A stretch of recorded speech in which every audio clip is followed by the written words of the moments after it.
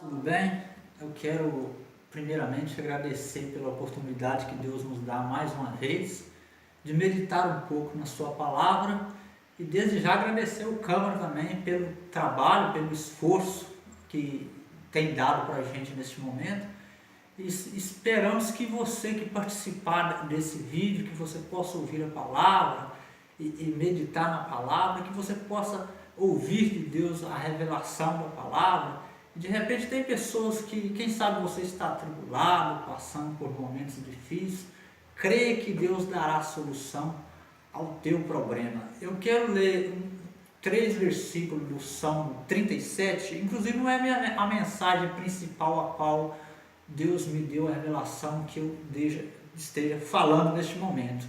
Mas eu quero ler apenas 3 versículos para que possa fortalecer a nossa fé a cada dia mais. Eu quero que você acompanhe comigo aqui no Salmo 37, o capítulo 37. Por favor, o câmera filma para que todos possam acompanhar a leitura da palavra do Senhor.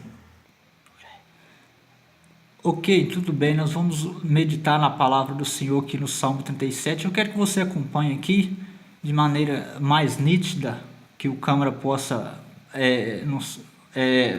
preparar a filmagem. Aqui está escrito no Salmo 37, que todos possam acompanhar. Está escrito: não te indignes por causa dos malfeitores, nem tenha inveja dos que praticam a iniquidade, porque cedo serão ceifados como a erva e murcharão como a verdura. Confia no Senhor e faz o bem. Habitarás na terra e verdadeiramente serás alimentado. Ok, até aqui. O que a palavra nos diz aqui no Salmo 37, amigos, a orientação do Senhor é essa, que nós não devemos, você não deve ficar com inveja porque você vê alguém praticando algo que aborrece as orientações divinas. E tem pessoas que às vezes até murmuram: ah, mas eu faço tudo tão certo na vida e tudo tem dado errado, eu sempre procuro acertar as minhas coisas e não dá nada certo, eu vejo o outro fazendo tudo errado e ele está dando tudo certo. Não, você se engana, não entre nessa não, é só aparência. Ele vai murchar como a erva, é a palavra que está dizendo. Então não te indignes por causa dos malfeitores, nem tenha inveja dos que praticam a iniquidade. Não entre por esse caminho, porque não é que nós devemos desejar mal para ninguém, mas é a palavra que nos diz que a pessoa que pratica a iniquidade, ele será ceifado, cedo ele murchará como a erva. Como dizia o ditado popular antigo, que os antigos sempre falavam: ah, você viu fulano, afundou igual martelo sem cabo. Então esse é o destino da pessoa que pratica aquilo que aborrece as orientações divinas. Aí você diz: ah, mas o fulano faz tudo errado, está dando tudo certo. Você se engana aparentemente. Mais cedo ou mais tarde ele vai afundar como um martelo sem cabo. E no versículo 3 o Senhor nos orienta: confia no Senhor e faz o bem. Pronto, final. Ah, mas eu estou fazendo bem e não está dando certo. Calma que vai dar certo. Porque a palavra diz que aquele que planta, colhe. E você não tem como você semear uma semente aqui agora e colher o fruto amanhã. Então, você que talvez não entenda, eu que entendo um pouco da roça, que já morei na roça. Então, a gente plantava feijão, milho, essas coisas assim, arroz. Então, tem um tipo de feijão que produzia com 60 dias, o outro demoraria um pouco mais, 90 dias, um exemplo, até 90 dias, alguns com 60 dias. Então quer dizer, tudo tem um prazo determinado. Então se você está semeando bem, mais cedo ou mais tarde virá o resultado. Assim aquele que está praticando a iniquidade, talvez você olhe: mas ele faz tudo errado, ele está dando tudo certo. Não entre nessa, mais cedo ou mais tarde virá a tempestade sobre a vida dele. Então, a orientação para o Senhor, que você possa, se você está desanimado dos caminhos do Senhor, não desanime, busque o Senhor, não se desespere. É o que está escrito na palavra e Ele manda para nós essa orientação: confie no Senhor e faz o bem. E habitarás na terra e verdadeiramente serás alimentado. No versículo 4, deleite-te também no Senhor e Ele te concederá o que deseja o teu coração. Entrega o teu caminho ao Senhor, confia nele e Ele tudo fará. Então é só você ter paciência. Não entre pelos maus caminhos, porque você vê alguém fazendo tudo errado e está dando certo. E você talvez fale, eu estou fazendo tudo certo e nada dá certo. Calma, que tudo ao tempo certo, você vai colher tudo que você está semeando. Seja a boa conduta ou a má conduta. Então que você possa buscar de Deus. Mas essa não é a minha mensagem principal. Eu quero entrar na mensagem principal aqui. E caso Deus me dê uma oportunidade, se não tiver como a gente falar o possível, não for possível falar tudo sobre o assunto, nós vamos falar um pouco. Eu peço que o câmera aproxime-se aqui e que possa filmar a palavra para que nós todos possamos ler com bastante atenção a palavra do Senhor. Nós vamos ler aqui a palavra do Senhor que está no capítulo 17 de Lucas e a partir do versículo 20 em diante, que está escrito: a vinda súbita do reino de Deus. Aí nós vamos ler com bastante atenção a leitura e aquilo que o Senhor nos revelar pela palavra, nós conseguirá decifrar os códigos proféticos que está escrito aqui no livro de Lucas e Deus nos dará a sabedoria para que nós possamos interpretá-lo, para que possa ajudar a todos aqueles que ouviram a palavra do Senhor.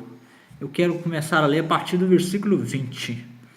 E interrogado pelos fariseus sobre quando havia de vir o reino de Deus, respondeu-lhe e disse: o reino de Deus não vem com aparência exterior, nem dirão ei-lo aqui ou ei-lo ali, porque o reino de Deus está entre vós. Versículo 22, e disse aos seus discípulos: dias virão, observe a palavra dias no plural, em que desejareis ver um dos dias do Filho do Homem, e não o vereis. E dir-vos-ão, ei-lo aqui ou ei-lo ali, não vades nem o sigais, porque como o relâmpago ilumina desde uma extremidade inferior do céu até a outra extremidade, assim será também o Filho do Homem no seu dia. Nós vamos continuar a leitura aqui a partir do versículo 25. Mas primeiro convém que ele padeça muito e seja reprovado por esta geração. E como aconteceu nos dias de Noé, assim será também nos dias, observe novamente a palavra nos dias, no plural, do Filho do Homem. Comiam, bebiam, casavam e davam-se em casamento, até o dia em que Noé entrou na arca e veio o dilúvio e consumiu a todos. Como também da mesma maneira aconteceu nos dias de Ló. Comiam, bebiam, compravam, vendiam, plantavam e edificavam. Mas no dia em que Ló saiu de Sodoma, choveu do céu fogo e enxofre, consumindo a todos. Assim será no dia que o Filho do Homem se há de manifestar.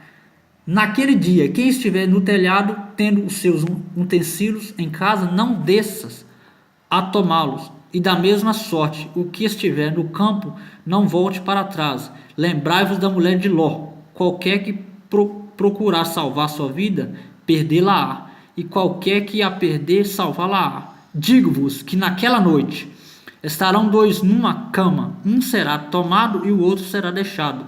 Duas estarão juntas moendo, uma será tomada e a outra será deixada. Dois estarão no campo, um será tomado e o outro será deixado. E respondendo disse-lhe, os discípulos perguntaram: onde, Senhor? E ele lhes disse: onde estiver o corpo, aí se ajuntarão as águias. A palavra do Senhor, ela nos diz aqui, inclusive, o texto fala sobre o arrebatamento da igreja.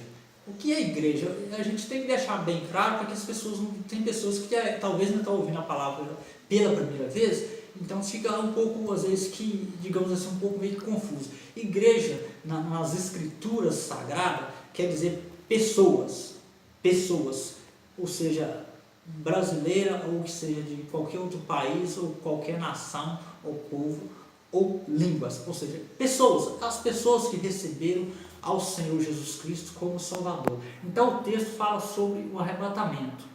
E com a guia de Deus, o Senhor nos dará a interpretação para que possamos compreender. Não tem como eu ler os textos tudo, mas se você já ouviu a palavra do Senhor, você vai entender quando o Espírito Santo me dá a revelação do que está escrito em Lucas capítulo 17, versículo 20 em diante. O primeiro versículo, os fariseus interrogou Jesus quando Davi viu o rei de Deus. Fariseu, na Bíblia, eu tenho que comentar aqui porque o câmera às vezes também está um pouco por fora. Fariseu quer dizer uma pessoa hipócrita, fingida. Ele tenta passar uma imagem de que é uma coisa, ele tenta passar algo que quer ser uma coisa, ele passa uma imagem de, digamos assim, de cordeiro, mas na verdade é lobo.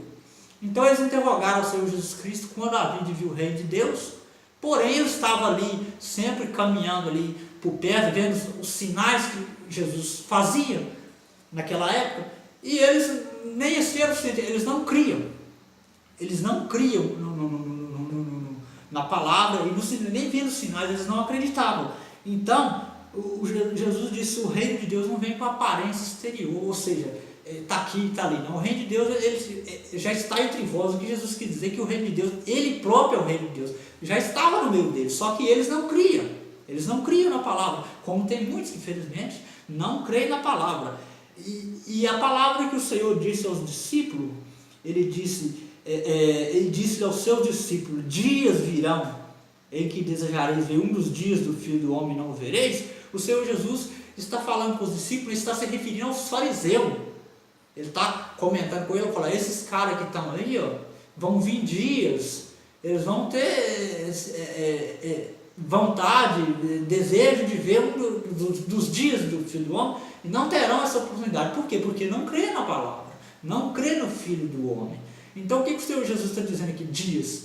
O que quer dizer essa palavra dias? Jesus, muito claro, está se referindo que o Senhor Jesus, quando foi crucificado, foi morto ali na cruz do Calvário, derramou seu sangue para que todo aquele que nele crê não pereça, mas tenha a vida eterna. Ele ao terceiro dia, ele veio a ressuscitar. E as escrituras é clara que ele apareceu a mais de 500 pessoas após a ressurreição. Apresentou-se aos apóstolos, a Maria, apresentou a todos, a mais de 500 pessoas, a um pouco mais de 500 ou um pouquinho mais que a Bíblia diz. Agora eu não lembro bem o texto onde está escrito. Então ele está se referindo exatamente, essa palavra dias, ele está se referindo a isso, que ele iria passar pela crucificação, ressuscitar o terceiro dia, apareceria aos discípulos e aos demais que creem, mas os fariseus não teriam essa oportunidade de crer. E segundo, ele está se referindo ao arrebatamento da igreja, que ele virá até as nuvens do céu, de maneira oculta, como um relâmpago. Tome cuidado, você que ouve a palavra, porque tem muitas pessoas, mensageiro, que anuncia a palavra até em seminário, mas a igreja do Senhor Jesus Cristo, que estiver preparada para subir no arrebatamento, ela não vai passar pela grande tribulação, como alguns defendem essa ideia. Ela não vai passar. Nós vamos ver isso aqui na Bíblia de maneira muito clara. Então, o Senhor Jesus está dizendo aqui, mas alguém pode questionar assim, mas no livro de Mateus, no capítulo 24, não está escrito lá que o Senhor Jesus virá sobre as nuvens do céu com poder e grande glória, e todo olho o verá, e todas as tribos da terra se lamentarão e verão o Filho do Homem vindo sobre as nuvens do céu com poder e grande glória. Certo, está escrito, mas isso não é um arrebatamento. Isso está incluído na palavra que Jesus disse aqui, dias, no plural. Ele está se referindo à ressurreição dele. Apareceu aos apóstolos umas 500 pessoas, mais ou menos 500 pessoas, e os fariseus não tiveram essa oportunidade de vê-lo pessoalmente, que ele apareceu em pessoas muito claro diante de Tomé.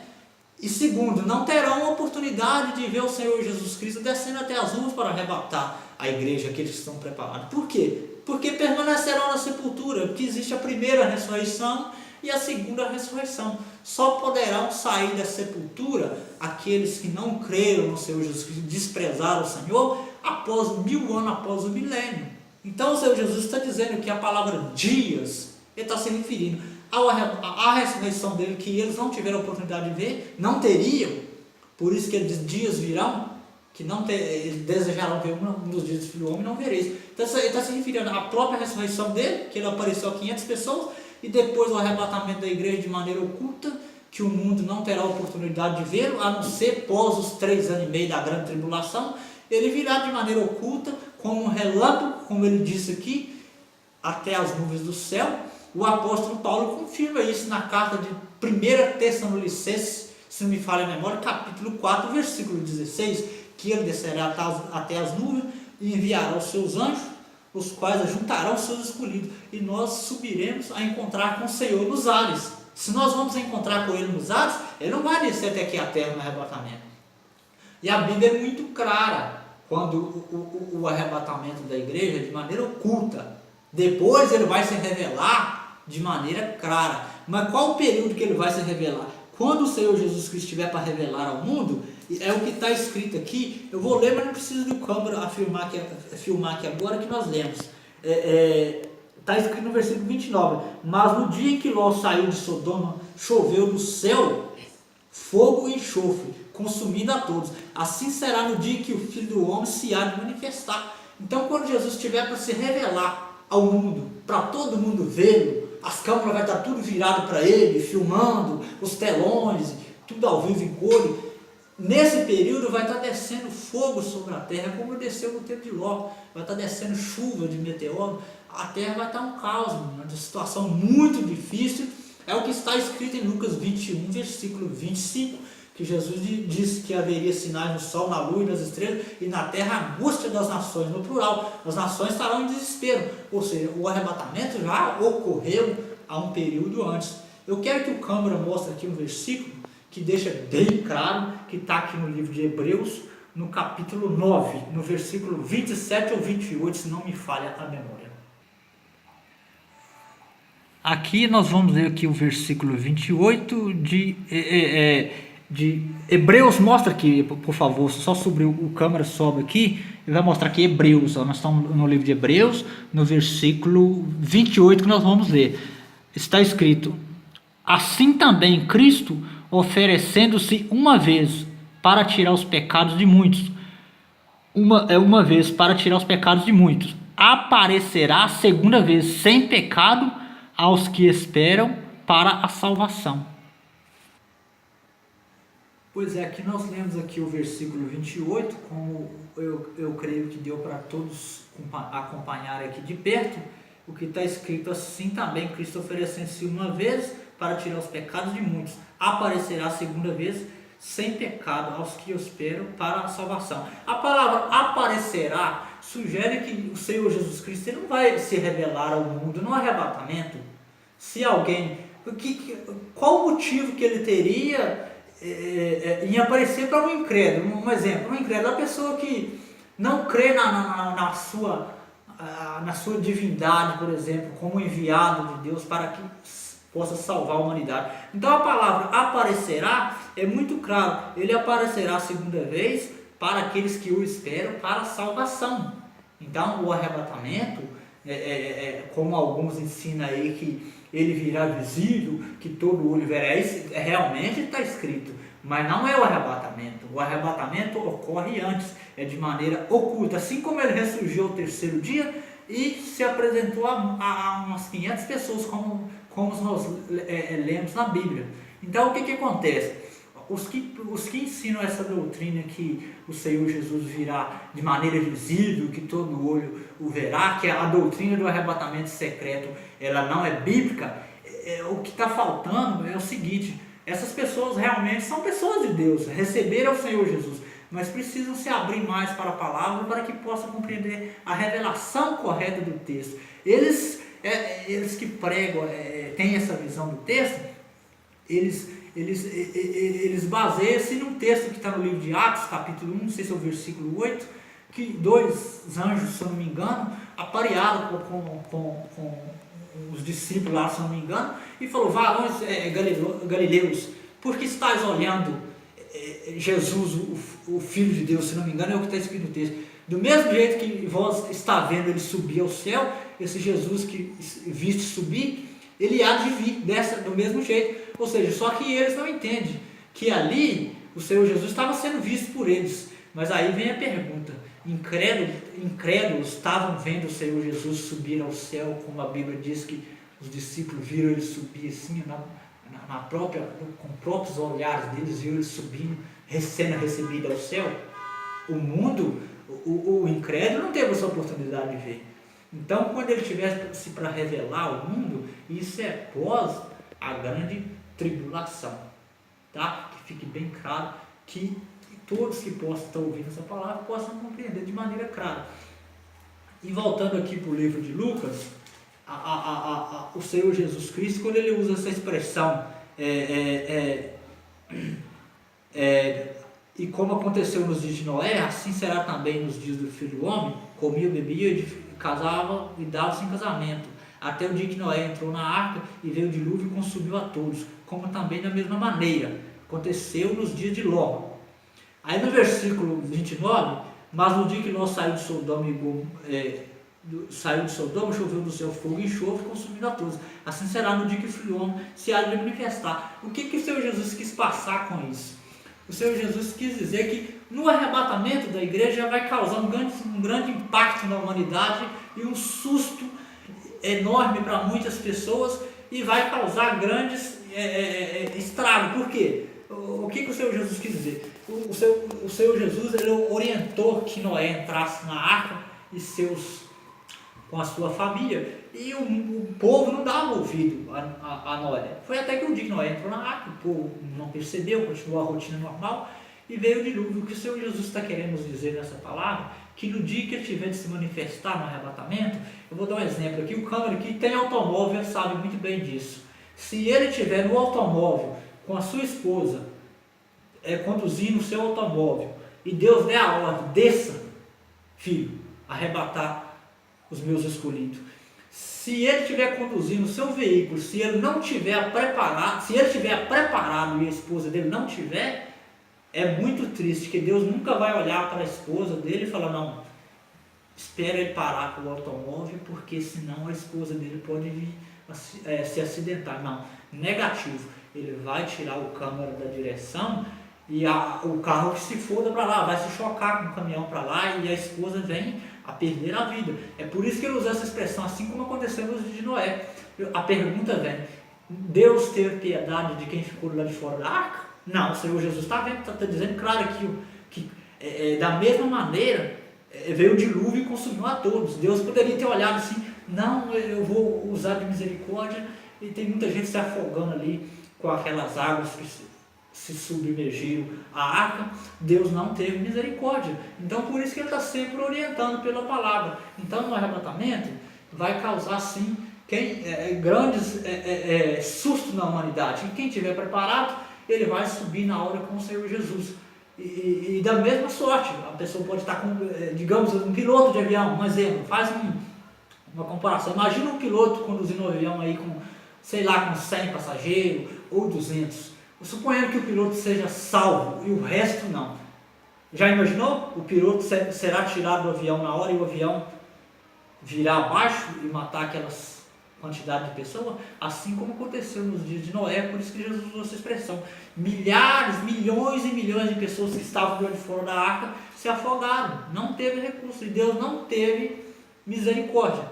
Então eu quero que o câmera filme só um versículo que está aqui no livro de Lucas, para que eu possa esclarecer. Eu vou filmar dele filmar o versículo que está no livro de Lucas, aqui no 17, para esclarecer o código profético.